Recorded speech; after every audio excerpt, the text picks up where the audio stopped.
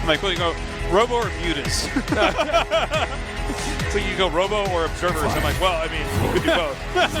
All right, guys, the last game for the winners match has begun. In the upper right, in the blue. CJ enters Hero.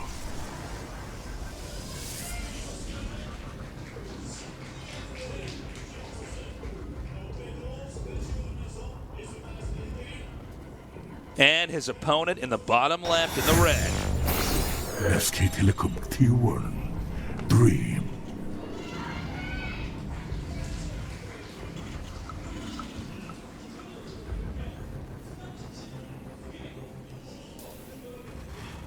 Let's just not talk this entire cast. It's just really quiet. The game speaks for itself. It does. Okay. Looks like it's... I'm still thinking Heroes should win this, but, you know, especially after seeing Dream the last two games. Dream's done a very good job. He really hasn't missed a beat today. Yeah, I could definitely see him getting out of this group in second place. Yeah. Or even in first place, truly. You know, Hero has played very strongly tonight, but there were flaws. There were mistakes. Sometimes he's not giving enough respect when he attacks. We saw it against Leenock in game number 1. We saw it against Dream in game number 1 and game number 2. So Hero might just, like, in practice be so good that he just assumes he can always kill someone. Well, it seems like in practice he pretty much is always winning with those attacks. Yeah. Even in that last game, we saw 4-base Protoss attacking in, you know, going uphill on a ramp against a 3-base Terran. Yeah. It was kind of unnecessary. It didn't seem, but I guess that's what he's been doing in practice, and he's pretty much always rolling kids. Yeah, and that's like a very difficult thing to figure out where to switch it up, because people are going to bring a different game to the Code S than what you have in practice, for instance. Definitely have to adjust in certain ways. It's like, for instance, one of my favorite ways to kind of describe that, I guess, is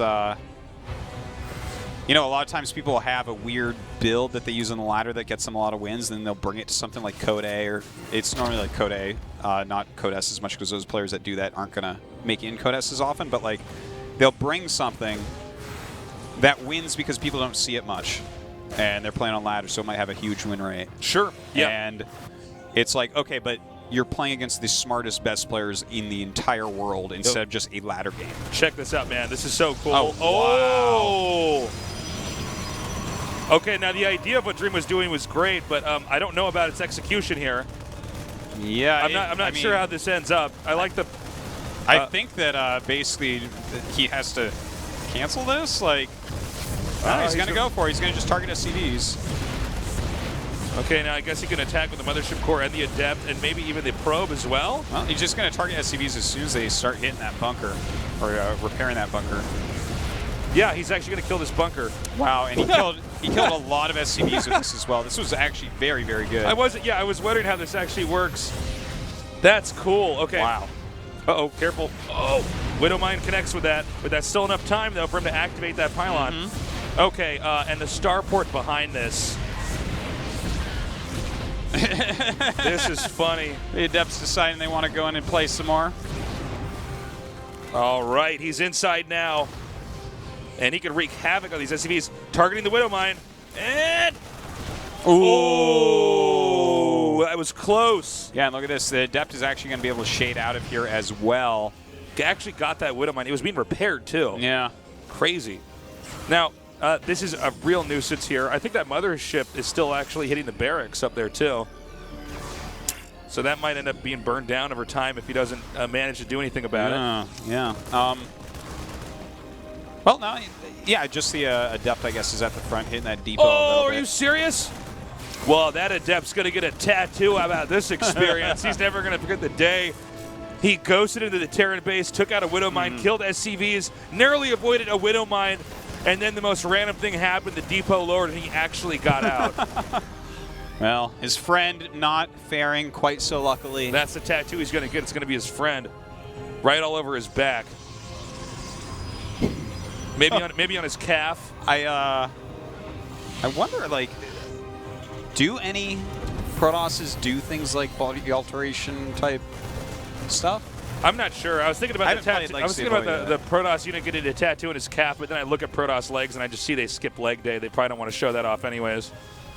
Well, that's why they have to get the charge upgrade. That's right. They didn't skip leg day. Otherwise, they got bird legs, man. Yeah, they got tasteless legs. They got tasteless legs. Are you kidding me? You haven't seen my legs. I'm always wearing like long jeans, man. I got like moose legs, man. You come up from behind me, you get bucked. That's really funny. You know, I am one of the few people who've actually seen your legs, and you got pencil legs. I was a dancer when I was younger. You know. Well, what does Terran do to come back now? I mean, this is it's really an annoying situation he's been put into. I would say he's almost lucky in a way that we have a bunch of Phoenixes out.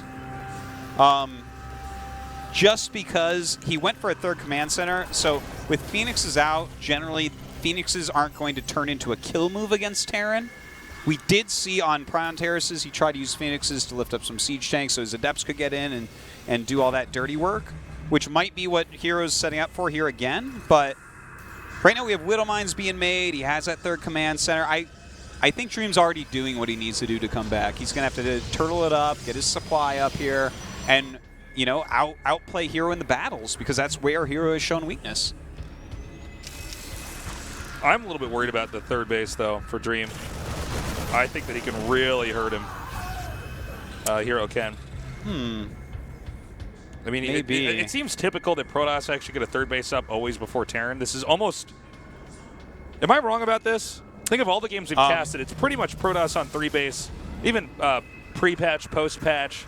It has been a lot. Seems like that. It has been a lot. I don't think I think it just matters with the opening builds. Like, we've seen a lot of Protosses opening up very harassment-oriented, so I think that probably has a lot to do with it. I think to be fair, the third command center started before the third Nexus, if I recall correctly. But that's also not uncommon. Terran have to sit on 2 bases, and I guess they can try to balance that out by just making SCVs from that and dropping mules. Yeah, but you know, this was always really the case in TVP and StarCraft 1 as well, where you're just kind of like, and even though like, I mean, obviously you're not going mech, but like with Liberators and Widow Mines being used more and more and more, in some ways TVP is being played much more like it used to be in StarCraft 1, where it is Terran the one that's a little bit more mobile and everything. Well, if there was one play that could get him to cement the win, that's it. That's pretty painful. Yeah, he's also going to send the Warp Prism in, by the way. Now, the reason why he's sending the Warp Prism in now is he knows, okay, he's been trying to drop me. That means he shouldn't have as much back here to defend. And in this case, he might be right. We're going to have a huge Warp in right now. Yeah. He does have +1 on these Adepts. Where's that Warp in? Don't make me look bad here, Hero. Well. Okay. Well, I guess we'll never know. I don't know what happened there. Maybe he thought he started the Warp in and he didn't. All right, well, the Phoenix is out on the map. Maybe looking to catch anything that they can. Stalker's coming up as well. We do have those glaives on the way. Really haven't seen Dream be able to stifle Hero other than, you know, stopping that drop, really, which I don't think really counts as much. But Dream has a solid economy now. He does finally have that third base up. Hero taking his 4th, though. And it looks like he will just kind of sit back at the moment. And let's keep in mind, Hero is the one that's been having the sloppier attacks late game, end game. So definitely want to be on the watch out for that. Oh, man, once again, just absolutely phenomenal play here. And he might be able to pick both of those up. Oh, wow. That was so close. Snaps both of them. Right up into the air. Now, Dream's still ahead in supply. Oh, if he managed to get that. Looks like it's going to go around, though. And it's, in fact, both players moving out at the same time. Yeah, this is just straight up going to be an attack. Look at that. 4 sentries coming in right now as well. Resident Glaives is about to finish. He has a bunch of Immortals in here. It's going to be warping in nothing but Adepts. And this is going to be really scary for him to hold. He's going to need these Widow Mines to come up big, I think. All right. It is almost done. All right, now he should begin the attack with the Warp-In. After the Warp-Ins are done, dive right in. Here we go. We do have those Immortals on the side, just making mincemeat out of some of those units. But we have a huge spread here by Dream. He's backed up quite well, has a lot of units as well. And the Widow Mines actually being dropped by these Phoenixes. He's continuing to make a huge arc around here, and it's mostly just Stalkers, just completely skipping any Adepts. Did I miss something? I didn't see really any Adepts.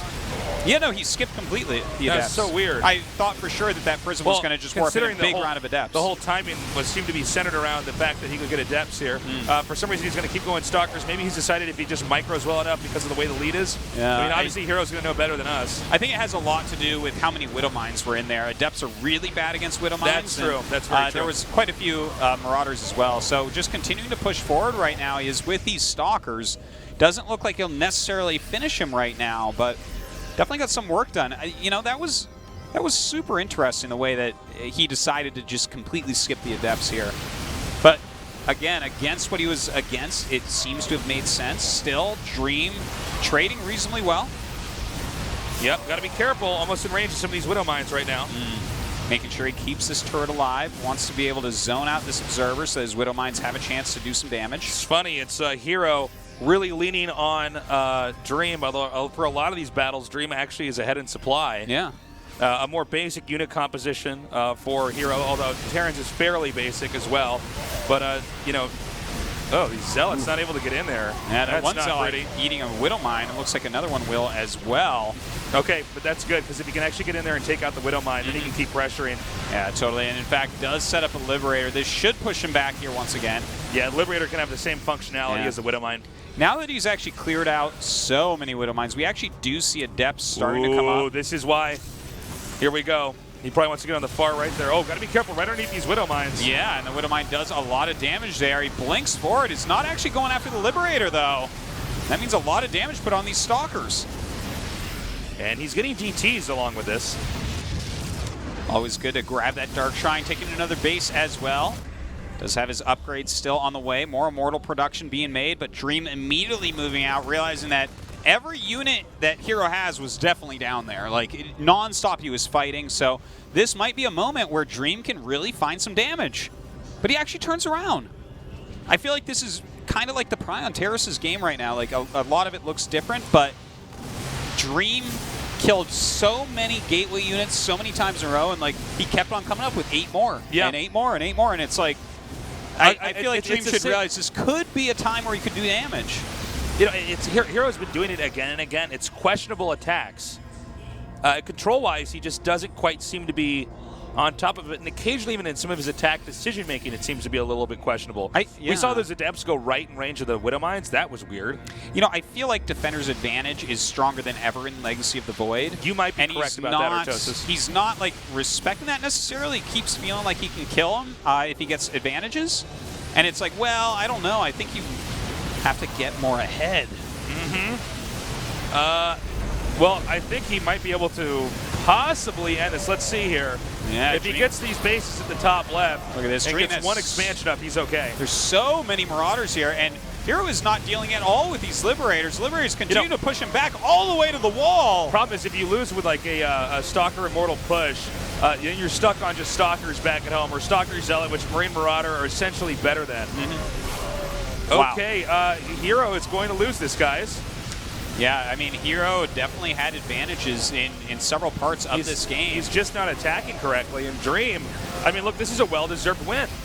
It certainly is. Like, he has played calmly and patiently and just kind of gotten through all of the different harassments and attacks that Hero had to throw at him before, until Hero, rather, burnt himself out, warping in gateway units, trying to break fortified positions.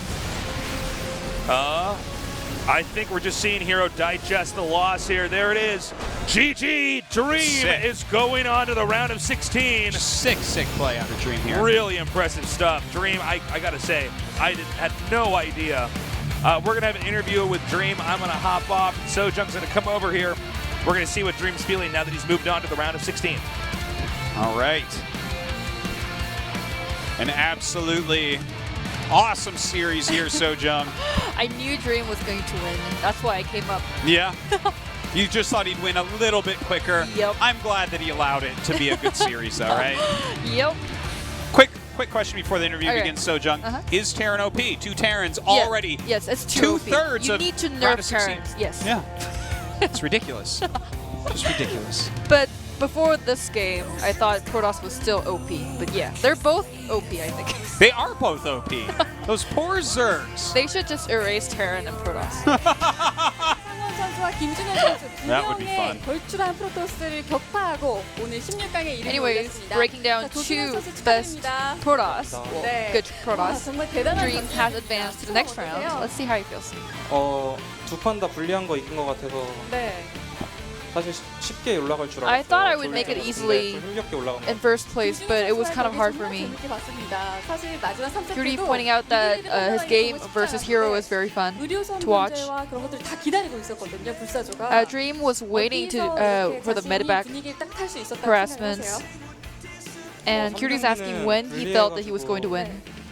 Well, for the third game, I wasn't in a good situation. When I saw the Phoenix, 어떻게든 수비하면서 I 한 thought 방만 I 보자 should 이 just 생각을 keep 했더니 defending, 어쩌다 just 보니까 wait for that one big timing. 정말 깜짝 놀랐는데 이 세트도 Very And for the good call. second set, 병력이 좀 약해 보였었거든요. the combination seemed kind of 그런데 그 weak, 경기는 아쉽게 내주고 말았습니다. and 그 경기는 did 체감할 때 lose, 어땠나요? but Curie's asking how he felt. 거신을 뽑길래 Well, I saw the Colossi. 거신을 왜 뽑지 이 생각. I was thinking, why does he have Colossi?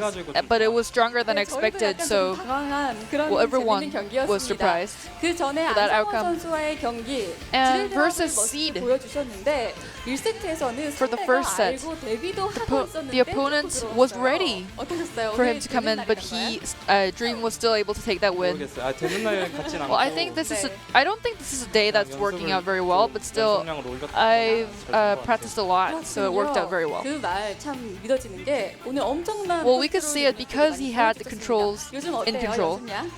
And Curie's asking how much 좀 practice 늘렸고 네. he does, and he says 연습을 I've 안 kind of 하는 increased 팬들이- the practice rate. 팬분들이 안 하는 줄 아는데 And the fans 그 think that I 정도는 don't 그냥 practice a lot, but 좀 no, it's not that much. But I do 적은 편인 practice. 것뿐이지 연습 많이 하고 있어요. And just compared to other players, I don't 이번 practice 시즌 that 더욱더 much, 기대해 but I 보면 do 좋을 것 practice a 같은데요. lot. 자, GSL 군단의 심장에서는 최고 기록이 And for Heart of the 아직 Swarm, 못했어요. 이번에 Dream's 넘어가야죠. highest score was not above round of 16. Let's see what his 16강은 goals are. 당연히 올라가는 거라 생각하고 Well, I 있고, think 네. round of 16 is an obvious place to go. 네, 일단 for now, 블리즈컨을 but 목표기 때문에 My 결승까지 goal 보고 for this year is 그렇군요. BlizzCon, so I 이런 want to make it to 자신감 the finals 넘치는 this 모습 앞으로 season. 계속해서 보여주셨으면 좋겠습니다. Well, this was the 자, confident 지금 dream. 아주 출발을 잘 하셨는데 And I think they're gonna go 팬분들께 앞으로 어떤 모습 into a raffle 보여줄까? 각오 before. 전해주시죠. And listen to his comments. 요새 연습 많이 하고 있으니까 Well, I've been practicing a lot, 걱정하셨으면 so 좋겠고, please don't worry, my fans. 이번 And 시즌은 꼭 우승 for this season, I really want to win this tournament, and I will. 네, 알겠습니다. 다시 한번 기대를 해보겠고요. And this was 마지막으로 Dream. 오늘 공허유사 일반판 추천을 And 또 we're now 조준호 going to go into 선수께서 that event. 해주시겠습니다. All right. Very good stuff. Excited to see how far he can actually get here. Of course, had some great finishes over at SSL. GSL still kind of eluding him, but some great play here tonight. Taking out Hero. If he can beat Hero, he can beat anyone. All right, we're going to go ahead, jump to a quick commercial break, and when we come back, it's going to be Leenock against Seed.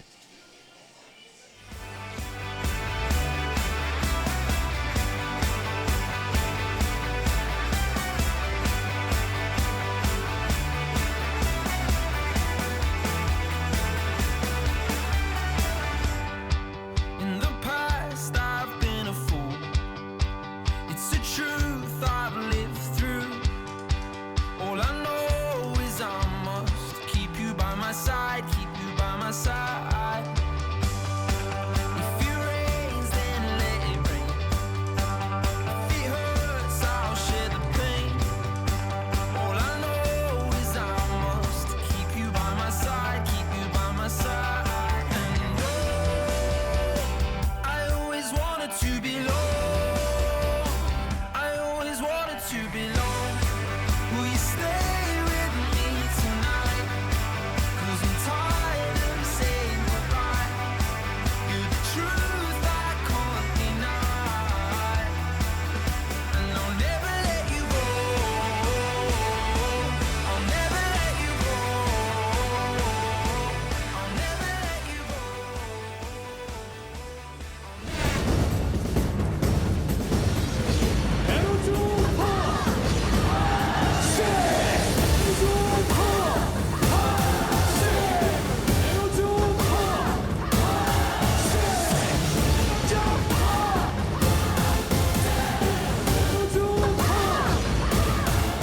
It's yours. Yo, it's Mr. V.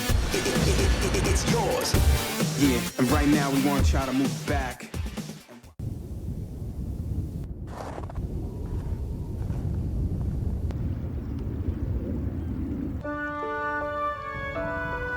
언제나 있는 그대로의 맑고 깨끗함을 지켜가라고. 겨울을 잊은 강물이 내게 말했다.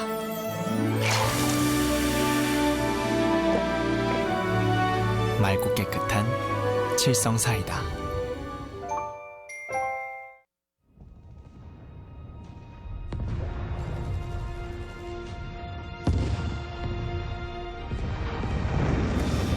We are hope. We are honor. We are courage. We are justice. We are compassion. We are determination. We are harmony. We are Overwatch.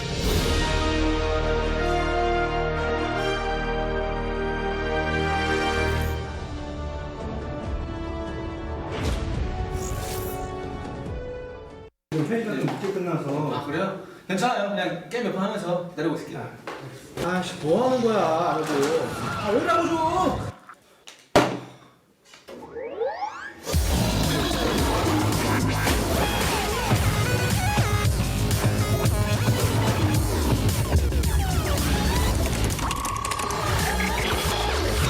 뭐 철 만들었나 부서지지도 않네.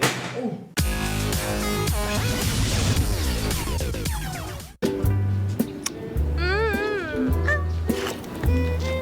치킨 먹고 갈래? 치킨만 먹고 가라. 한 번 맛보면 매니아가 된다. 치킨 매니아. 자네가 그 치킨 매니아인가? 웬열? 와, 움직임이 끝내주는데.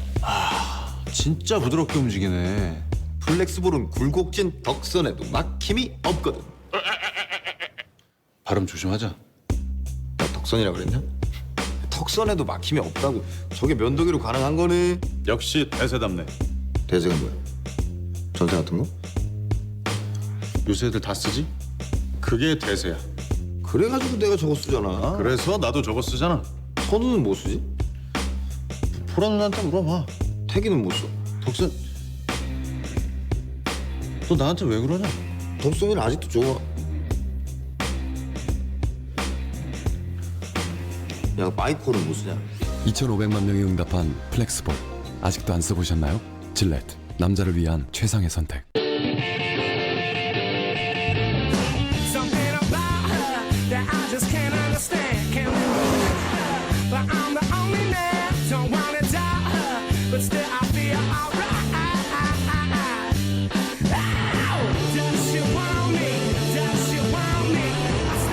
K3에 지치지 않는 열정으로 Passion is my fuel. The new K3. 신제품 브라운 시리즈 3를 소개합니다. 몇 번의 움직임만으로도 빠른 밀착 면도와 최적의 피부 편안함을 선사합니다. 전에 없던 빠른 속도를 경험하라. 신제품 브라운 시리즈 3. Only from Brown. 땀 타협하지 않기에 멈추지 않는다. 말이 아닌 땀으로 보여줄 것이다. 땀 흘리는 순간의 게토레이드. 게토레이드. 나오면 위험하거든요. 이번에 들어왔어. 나오면 또 위험해요. 내 목숨을 아이오에게. 그냥 강력하게 위험한데요. 프로토스 황정사로 조심하셔야 되는데 들어가서 밀고 유경. 황정사 반짝반이 없어요. 질럿 레이브, 질럿 레이브. 그렇죠. 더 소환될 수 있거든요. 돌진입니다. 돌진. 무조건 황정사.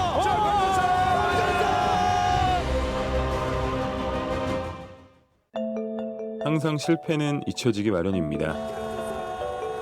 사람들이 기억하고 떠올리는 건 승리한 자손에 쥐어진 트로피뿐일지도 모르죠.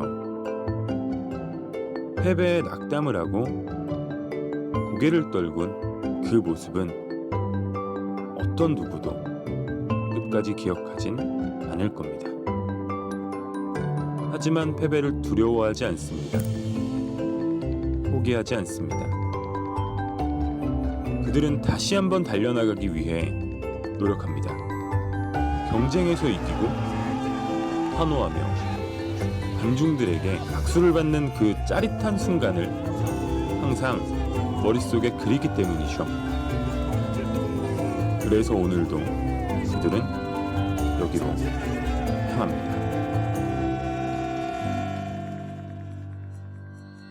앞으로도 이렇게 강한 테러는 나오지 않을 것 같습니다. 최종 경기 시즌 진짜 개스파를 뛰게 그 이름 썩자 네, 안녕하세요. 이번에 BJ로서 제2의 이제 인생을 살게 된 전 프로게이머 이영호입니다. 저도 사실 많은 고민을 했고 어떻게 하면 팬분들과 소통을 할 수 있을까 이런 생각을 했는데 내린 결론은 BJ를 하면서 제가 그동안 받았던 사랑이 큰 만큼 멋진 게임 보여드리면 팬분들 좋아하지 않을까 좀 열정을 가지고 할 수 있을 것 같아서 정말 열심히 한번 방송하고 게임 열심히 할 테니까 팬분들이 아낌없는 관심과 사랑 부탁드립니다. 이번 주 일요일 9시에 첫 방송 시작하니까요. 많이 시청해주세요.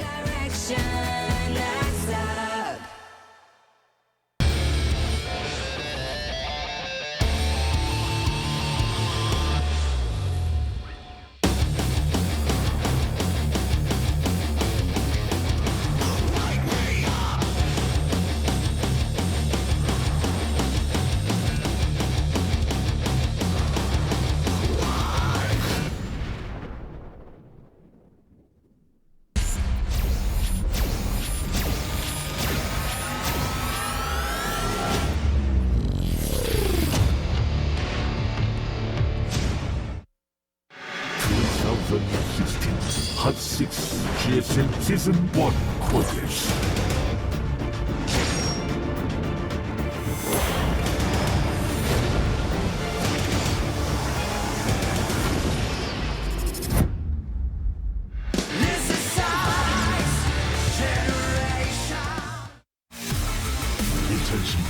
Hot 6 GSL Season 1.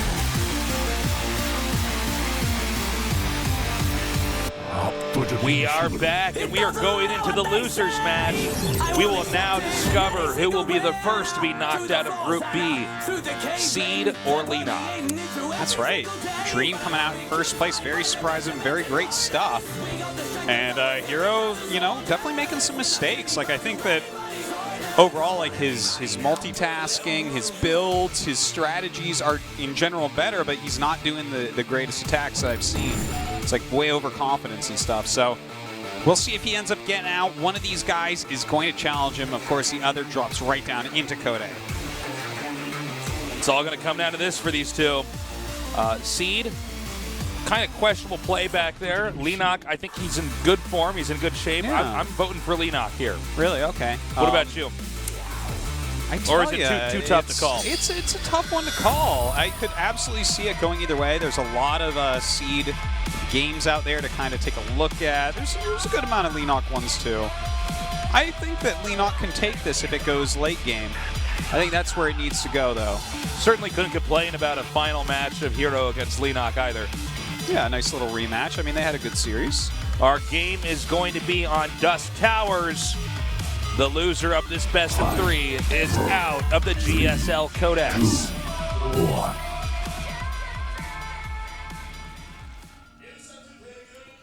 In the upper right, in the blue, he is. KT Rolster, Reno.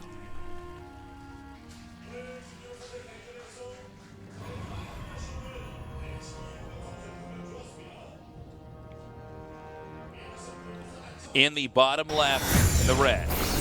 MVP 치킨 마루, CD.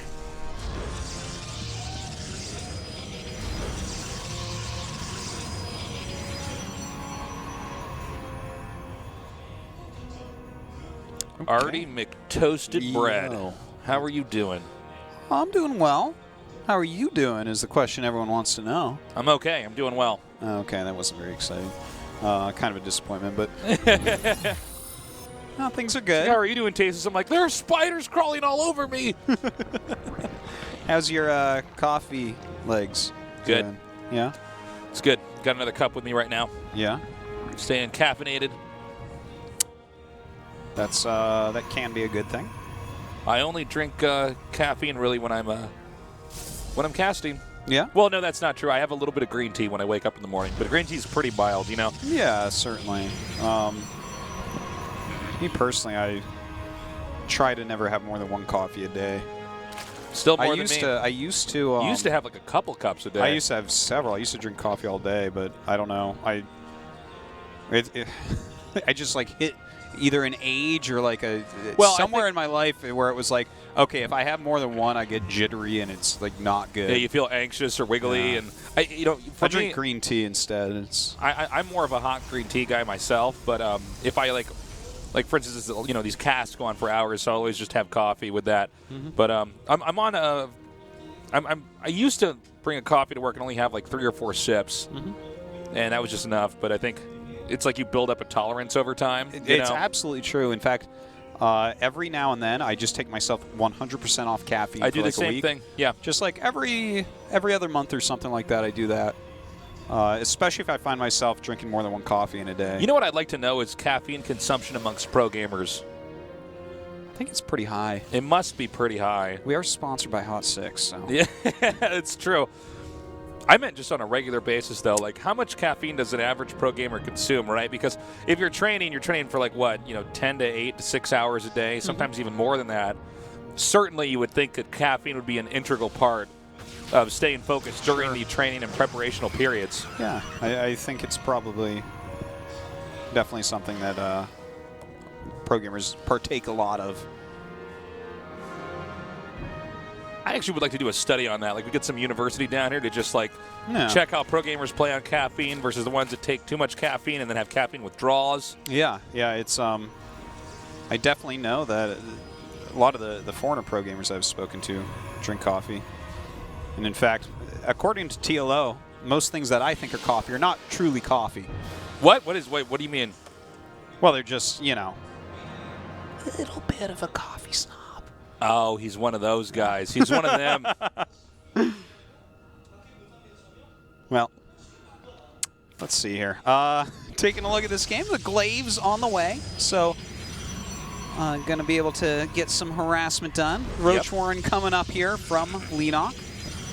Let's see if he actually decides to push that much, or he's just getting the Glaives for good measure, so he has stronger adepts later on. I used to think every time I saw the Glaives it meant necessarily a timing, and I'm starting to realize it doesn't always mean that. Yeah, like this one is actually kind of weird because you got really quick Glaives and just 3 take gates. A third base, yeah. And it's like, okay, well, I mean, these are obviously much better now. Did Hero get quick Glaives against Leenock when he did this? Because he did the 3-base play as well. No, they weren't quick. This is really quick Glaives. Actually going Stargate behind it now. That's really interesting, and in fact, double Stargate. So maybe he goes in here, hits hard, and then has follow-up with double Phoenixes. And Roach is zoning this out right now. Getting that Roach speed as well. Of course, with those Glaives, if he gets into a nice area against Leenock, it's going to be awesome. That was crazy. Yeah, very good by Leenock. I love that. That's so smart. He knows exactly the distance, so that way he can get a trap on the ramp, because that's the easiest way to shut that down is if you can get a surround on them. The problem is they're so fast when they're ghosting. So he actually has that set up to zone them out so that when they do go there, they're going to end up finishing on the ramp if that's where they went. Pretty sexy there by Leenock. Well, okay, I was just going to say, what I want to see here is a couple of oracles, and not necessarily even for an attack, but when you see one of these early attacks coming in, if you have a couple oracles, you just slaughter it dead. And the thing is, if he already has enough, he can just send the oracles across the map, and 2 oracles, even against spores, is going to get a lot of kills. Yeah. Okay, Lings are coming down now. Is Leenock going to commit? Think not. Think he has to back up here. Especially with no reinforcements coming. And he's actually going to come in here despite already taking a decent amount of damage. Does get a pylon overcharge. I like that he only did 1 here. Good placement of the mothership core over here. Yeah, good placement of pylons, too. I really like this set of pylons he has. Good control now, coming back down. Few Stalkers in the mix of this. The Roaches do have to retreat. And the 2 Oracles are about to hit that natural. Sweet. And even though 2 Queens are here, if you micro this just right, you're going to get a ton of drones. Coming up now, over to this back expansion. Ooh, a little bit off on that micro for a second. Needs to keep that other Oracle alive here. Very nearly missing, or very nearly losing an Oracle. Missing an Oracle. Missing. Like, what? It's not shooting his own Oracles here. And he's rallied up Phoenixes here behind this. We don't see the second wave of Phoenixes just yet. Not sure if he just gets maybe 2 Phoenixes to try to take out Overlords. And make the Zerg. Okay, no, he's making more. Wasn't sure about that at first. I like him making a little bit more. Like, if you can sniff out that he just has 2, it could be a little bit dangerous for you. A lot of Hydras already out here. We do have Charge on the way. Robo coming up.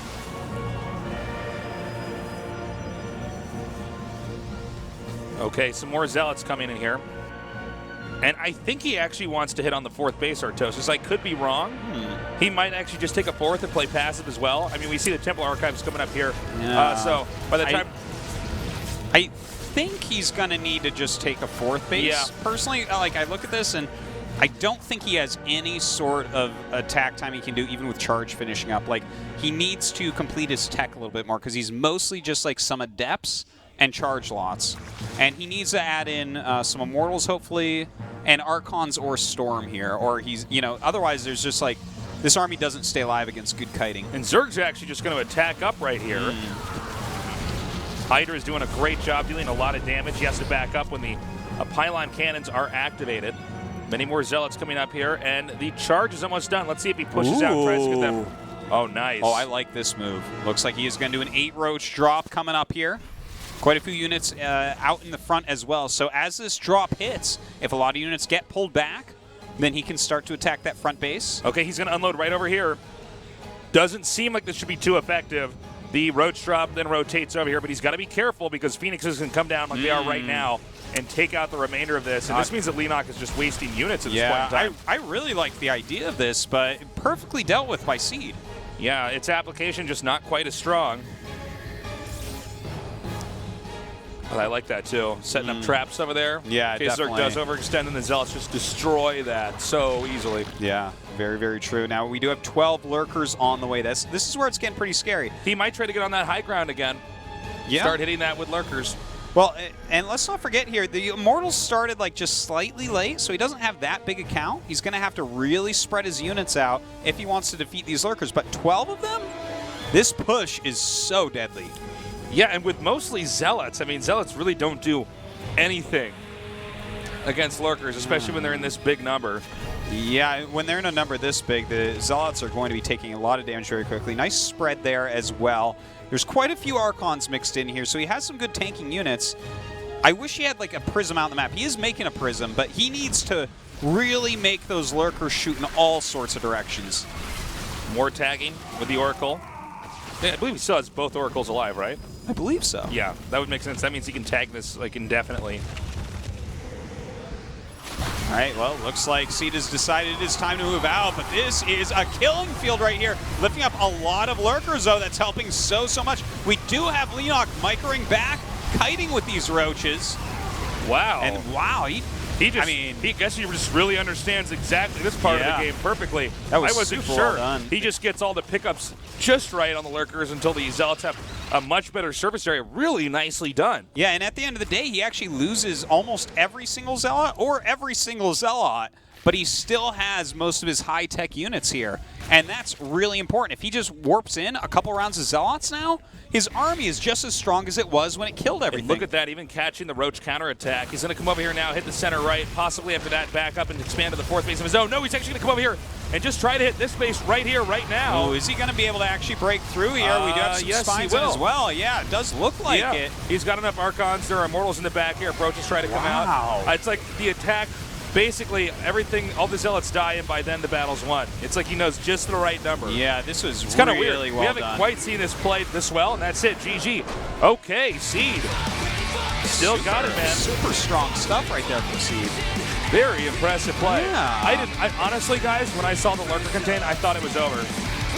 I thought there's no way he gets out. It was so many. I'm like, okay, this is going to take a while to get out, and it's going to be pretty cost inefficient. The real key there was the amount of lurkers he lifted with the Phoenixes.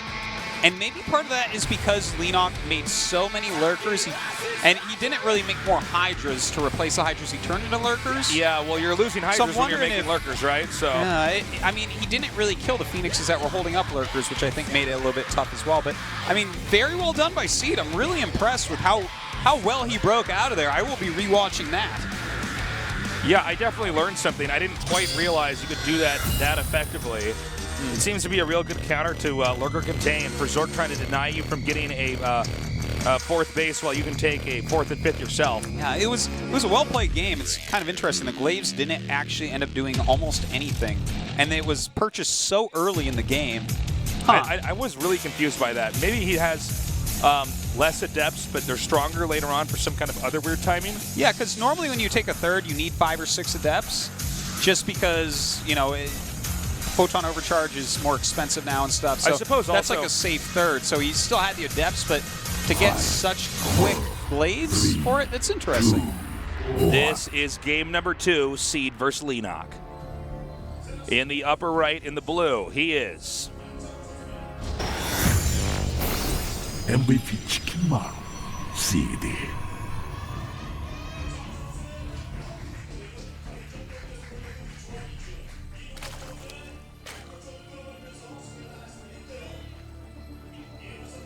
in the bottom left in the red.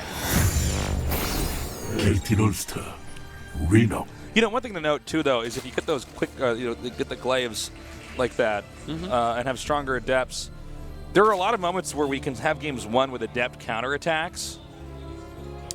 And maybe it also has some utility in the sense that if Zerg does some kind of crazy attack and you got to stop everything and make adepts, you can immediately go back and hit him. And that keeps Zerg, the drone count under control. So if they try to do anything, I mean, I might be off on this, but no, it I seems like what you're saying. They try to do anything all-in-y, then they're stuck with low drones for the rest of the game while you're probably able to steadily produce probes because you weren't greedy early on. Okay. I really do like what you're saying. Like, there's some, if Zerg does some different, more aggressive branches, this opener might be a little bit stronger, even with the later Stargates.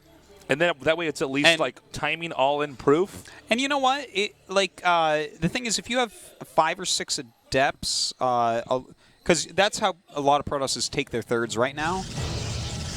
Like, you can't really get too aggressive. Like, it's up to Zerg whether they want to be aggressive on you. Yeah. Because that's the point where it's like, okay, Zerg, I'm not sure you're going to get anything done, but like, he was able to stay out on the map, force some units. You know, like, okay, now you have a few more roaches. The roaches came down for a counterattack because they're like, okay, we're kind of useless right now. Didn't really get anything done, so, like, kind of interrupts the flow of Leenock's economy some as well. It's kind of cool. Yeah, let's see what happens here. I think Leenock this game probably not going to do anything crazy, especially not in cross spots. This is the game that Leenock wants to play. As far as Protoss goes, I would not be surprised if we see Seed play a pretty normal game as well. Yeah, this is kind of cool because last time we saw Leenock in vertical spawns here and just did that Queenling drop that is just so popular. Possibly more popular than it should be. Yeah, it's a little bit too popular for my liking. It just seems pretty, but you know what? People keep making it work a lot, so. Yeah. Even Hero, like, barely handled it, you know? Yeah. One thing to note about these positions on this map specifically is counterattacking for both sides is very strong. There's a lot of locations you can hide, whether it be Zerg or Protoss units around the map, and if they try to move out, you come in from the other side and hit them. Yeah. And that's why, especially in these spots on this map, we have very long games, at least most of the time. Well, let's see if that is the case going forward here. To have that speed about to finish here for Leenock, just kind of a safety measure. We're definitely not going to see him do any early attacks. Does have that third base going up as well. Haven't seen the tech yet here of Seed, instead preferring just to wall in with gates. 2 gates. Now, does he get a Robo Bay? That's the question. Yeah, or Stargates. Okay, now he might just keep getting gates. There's a chance of that. We might see. Now, if he was going to get more gates, he should not make it there at the entrance, because that's... Well, that's literally the worst place to make it. Then Zerg sees what you're doing. I think he's just going to take a third base. Like, he's chrono boosting Warp Gate this entire time. And the fact that he's made this many gates, like normally when you tech on this map, it's at your wall in a lot of the time just to get it quickly, but he's not getting it quickly, and he's getting warp gates. So like either he attacks with this, I think or he's he going to attack. expands. I might be wrong. Well, he might like put pressure on while expand. I could definitely see that, but I think for sure a third Nexus. Okay, more getting that warp gate now, and there he goes. All right, he is going to take a quick base here. Now he does get the probe, but the Nexus has already started. No pylon there yet. Surely Seed will send down one more probe over there. Meanwhile, back in the Zerg's base, he's just going to continue to drone up. He has a few roaches being made here in case the Adepts do decide to be aggressive. Yeah, and it looks like they are, in fact, going to shade out of here. Oh, Leenock could have caught that. Couple speedlings. Oh, wow. Ooh, that's going to be a good scout. A lot of roaches actually on the way right now. So if they do stay at home, those Adepts probably won't be finding much damage. Stargate's on the way now. He's going to see these roaches coming right over here, and he's shaded like right into that. That was pretty bad, actually. I think he has to be down here with these right now. The speed of that base and the fact that like he only has like 4 gateways, I think it's like a little bit scary for him until these Stargates are done. Like he probably will pop out a couple Oracles if I had to guess, just like we saw before. I think you're right. Making the roaches just a little bit delayed at getting to him, I like it. Okay, he's coming up here now. He's got to get these Adepts back over here. He is still buying time with these Oracles. Whatever he can get him to do. Roach is going to try to intercept yet again over here. Oh, what? And does finish that. Yeah. But you know what? Again, he is buying some time. In fact, making Void Rays here instead of Oracles. He sees this many roaches. And Void Rays will serve him fine here. Yeah, absolutely. They actually kill roaches way better. Now, Zerg is getting Hydralisks, but I think he's only going to make 2 Void Rays. Like, just go into... Think that Phoenix is behind that? Yeah, probably Phoenix is behind that, I would say.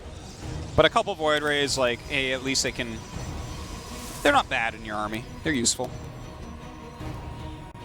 Okay, he's coming up now. I think it would be unwise for Zerg to overextend, because then you just really wasted roaches. You know, you get Protoss. Okay, you did force Protoss to make the Void Rays, for instance, but you need to back off. Yeah, and he is actually making a 3rd and 4th Void Ray. Okay, this is cool. This is not what I was expecting at all. Yeah, I kind of like this. Problem is that I don't know what he's supposed to do against Hydras, right? Yeah. I mean, Hydras do beat Void Rays. There's really no question about that. Yeah, certainly not. But, you know, maybe he expects Leenock to play a little bit robotically. Last game, he left very few Hydras when he got the Lurker down. Like, he had not very much at all. So, if Seed has Void Rays, this definitely forces less Lurkers because you have to have more Hydras. So, yeah, I mean, might be right. There's some... But, I mean, if he's that robotic that he's seen Void Rays and still getting Hydras, Lurkers, I don't know what to say. Well, I think you still have to get some Lurkers. Yeah. But like you have 4 to or 5 have or more something. Hydras. Yeah. So... Maybe, well, I don't know. It's Zerg's at this point in time where the supply begins to greatly exceed what the Protoss has in supply, and it looks like he wants to put some pressure here.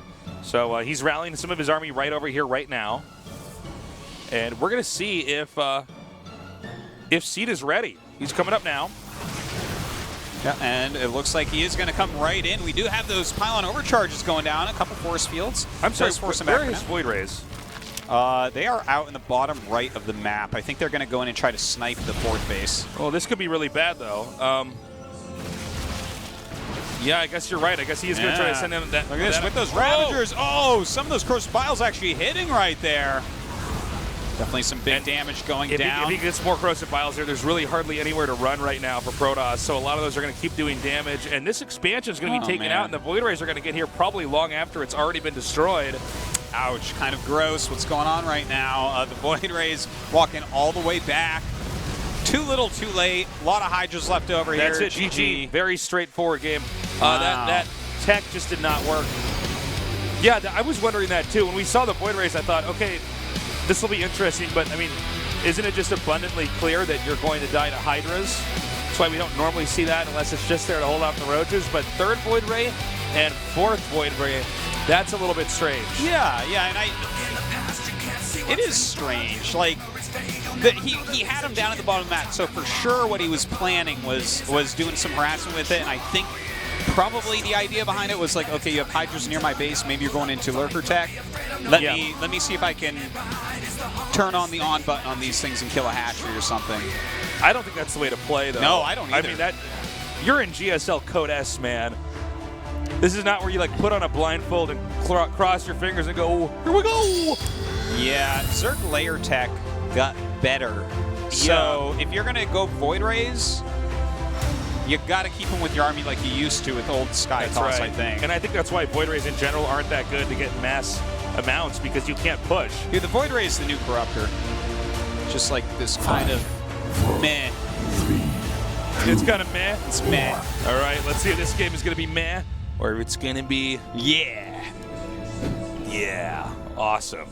In the upper left, in the blue, he is MVP 치킨마루 CD.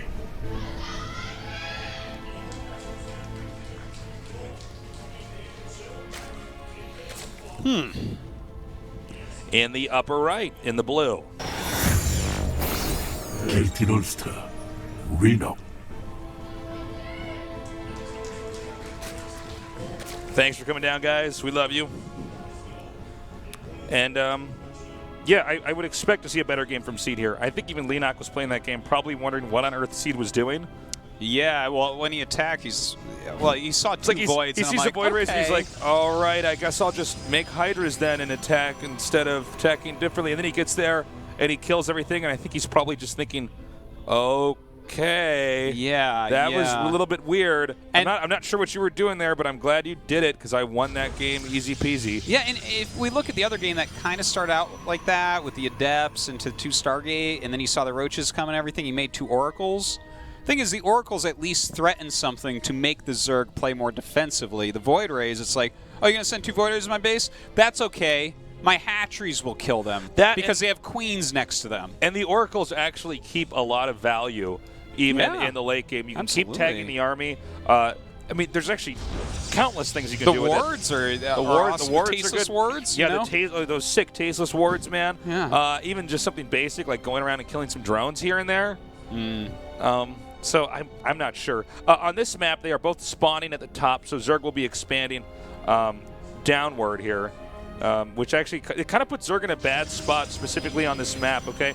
The easy third base that Zerg would normally take in the top center, that is like so pushable by Protoss. So the other third base that Zerg would probably end up taking, which would be just below the main here, that's kind of far away. Yeah. I'm interested to see, like, I like this map for PvZ. I feel like this is a kind of like a strategic map, how you move your army around quite a bit. You know, the center high ground with the watchtower with the ramps coming down, and it's an interesting map for that. So I'm hoping that we get into a macro type of game here and see how Leonok wants to take it from there. And it looks like he's actually expanding towards Seed. Interesting. Does this mean that he wants to get rather aggressive? I think so, Artosis. I was just saying he wasn't going to do that because it wouldn't be a good idea. Yeah, if you want to play like a macro-y, turtley Zerg. This is like StarCraft 101, as Zergs like to be far away because they need more bases normally. Doesn't mean Zergs can't win in maps if you're closer. You just are normally more pressed to be aggressive or just be really solid in your defense. Yeah, like a ground-based timing push on this third is going to be weaker, but to be fair, in these spots, if he does something like take the watchtower and sit his army below his third base, that covers so much ground that the back 2 bases are going to be very hard to attack and take a long time to get around that with a prism and stuff like that without Leonok knowing. So there are like against harassment type options, this can be all right. But important to note, both the gates and the cybernetics core are at the front right now. So if you were to do any kind of pressure build there, especially losing the cybernetics core, you basically lose the game. It hurts to lose the cybernetics core. You know what's Zealots are not going to fare against Zerg everything. Zealots are basically units that are not good unless you have other units with them. Zealots are there to die. Well, he is making a lot of units right now, Tasteless. Cool. 9 roaches coming. Bunch of lings as well. Now, he's going for it. I will say that seeing the hatchery there, even Seed is going, what? Yeah. Okay, well, I guess you're going to probably pressure build me. Isn't that pretty close to my base? Yeah. Like, can't I almost hit that if I take my third? Like, come on. So we do have Leenock. Okay, he's going to go ahead and just kill these rocks and walk up the other ramp. I think Seed's going to catch on to this pretty quickly. Well, let's see if he notices anything hatching here. I think just noticing that there's like not a layer, he's like, where is your money going? I didn't see any drones of that third either. Yeah, he's going to go ahead and check of course, sees it now. Oh, wow, that's a lot of Ravagers being made right now. Drones are behind, so this, even if this doesn't win, Leenock is getting ready to transition. Okay, he's coming up now. Now he can use this to actually break down the force fields here. The Ling's being picked off quite quickly during all of this. Does use that photon overcharge. Okay, Seed made that look pretty easy. Yeah. A lot more Lings coming, though. And let's not forget, like, these sentries are running out of energy. Mothership Core doesn't get as many overcharges as it once did. Missed force field there. Not getting much of anything. 4 more Ravagers coming up here with 26 more Lings hatching right now. All right. Pretty scary army still coming. Especially if he's out of force fields. That's his last force field right there. Ling's starting to get on top a little bit. Ravager's starting to deal some real damage. There's no real upgrades on these Protoss units, don't forget. The Lings are beginning to stream across the map. Here they are now inside this base. A lot of Zealots being warped in here to try to take some more of that damage. Pylon cannon still being fired off. Some of those corrosive bios having some really serious connections there on top of the Zealots. By the way, 36 drones to 43. So as long as Protoss keeps the game looking like this, the Protoss is in fact in the lead. Well, you know, we do have some drones coming out now once again. It's kind of interesting. He made 3 after his initial units, then right back into units. But going right back into the units now for Leenock. He's going to try to come up here on this side. Might want to nuke some of these buildings. Does actually go after the army. Yeah, I would say actually go for the buildings there again. Well, I'm not sure, though. A lot of these Lings being picked up, these sentries have actually been worth like an amazing amount here. The force fields are really what is keeping Seed in this. Yeah, truly. You know, it surprised me, by the way, like when I heard that there was going to be a unit that Zerg had on like hatchery tech that could break force fields. I was like, I'm just going to not play anymore. I thought it was going to be really bad, and it's actually not that bad at all. No, just the amount of time it takes. It's always very interesting to see when they hit force fields and when they don't with it. And yeah, it's cool. I think in my brain, I thought it actually happened a lot faster. Yeah. And then when I started playing Legacy of the Void, I'm like, oh. Yeah. Well, I mean, they've kind of already done the lockout and gotten the damage from it normally, unless it's like an insane amount, or insanely good force fields, in which case they can escape and at least cut their losses. All right, well, we do have a lot of force fields actually going down here. Nice split there, not getting hit by too many of these corrosive bios, picking off a few of these. Wow, nice force fields. Okay, I think Protoss walks over here and takes out the third. This is sort of highlighting why Protoss actually, you know, or Zergs, I should say, really don't want to be expanding close to their opponent, because look at this push distance. Yeah, it's very close. He could be pushing this and taking a third right now. Ooh. Some of the corrosive bios do end up hitting here, but the army of Leenock very small. More corrosive bios actually hit it. A little bit bumpy here. He's getting a lot of these corrosive bios to connect on him. And it does look like he gets some nice force fields off once again, picking off more and more Ravagers. This third base really in jeopardy at the moment. Yeah, I think Seed's going to take this, man. If he gets this hatch, this game is over. Yeah, totally. And he's going to get all the drones over here as well if he can't get out. To be fair, if Leenock wipes this army, he still has a small chance because Seed is on 2 bases. But, oh man, he's losing his army now. Yeah, I mean, every time you see a Ravager go down, you almost have to wince, right? Yeah. Now, this is pretty smart. He doesn't just stay at the third base. He says, okay, I'm going to come right in here, because if you get the second base, the 2 bases are cut in half. Yeah. It's pretty tough. However, that's the one opportunity Zerg has to try to get a surround over here. All right, we do have quite a few corrosive bios coming down, kind of missing right there. More and more force fields are coming down as well. Definitely some of the good units whittled down, but that's it. Seed has done it, and that means that Leenock has been knocked out of Codas. All right. You know, it's sad to see Leenock knocked out. As the interview said earlier, he has no leagues really right now. That's really tough stuff. Hopefully we'll see him in Pro League plenty this year. And where is Sojog? Well, this isn't the winter round. Oh my God, what am I saying? That's right. Yeah, we don't have any interviews. Sorry, I was like, let's interview Seed and see how he feels now that he's going to go into the next match. All right. All right. Well, excuse me. I got to say, Seed did play well. I like the strat Leenock tried out, but Seed was clearly prepared for it. It wasn't anything really strategically brilliant that Seed did, as he just executed his control really well. Lots of force fields, definitely. Yeah. Made a lot of sentries there, despite the fact there were a lot of Ravagers, but was the right call, really controlled those battles. Well played by Seed. We're going to go to a short break. When we come back, we'll be going on to our final match in today's GSL Code S.